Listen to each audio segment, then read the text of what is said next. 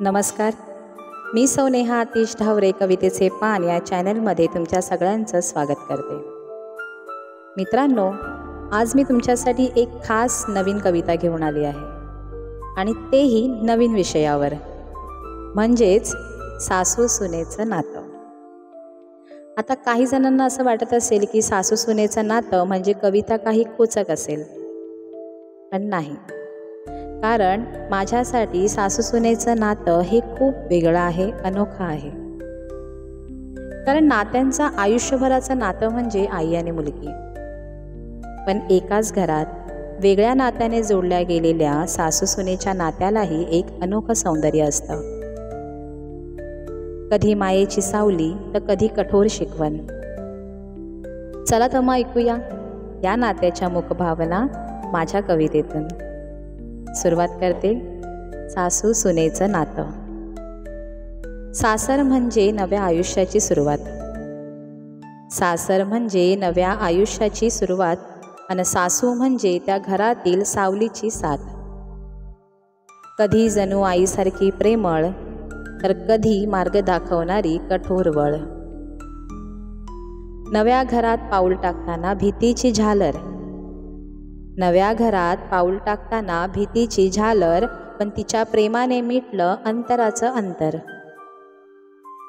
तिच्या हातच्या गरम फुलक्यात दडलेलं मायेचं गाणं आणि डोळ्यातून ओघळणारं सांगावं न येणारं जाणं। आणि डोळ्यातून ओघळणारं सांगावं न येणारं जाणं। भांडणही झाली, शब्द कधी कडवे होते। भांडणही झाली, शब्द कधी कडवे होते, पण मनात मात्र प्रेमाचे धागे जुळत होते। सासू सुनेचं नातं असतं, सासू सुनेचं नातं असतं असंच गोड कट्यार।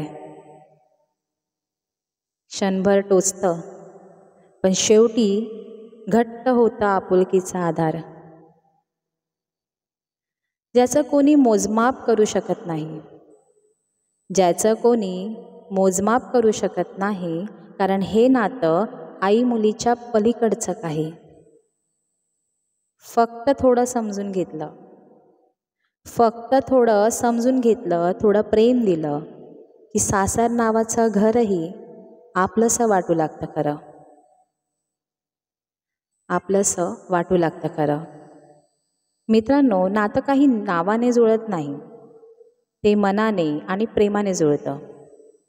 सासू सुनेचं हे नातंही असंच असतं, कधी थोडंसं कडवट, पण शेवटी मनात प्रेमाने पानं फुलत जातात।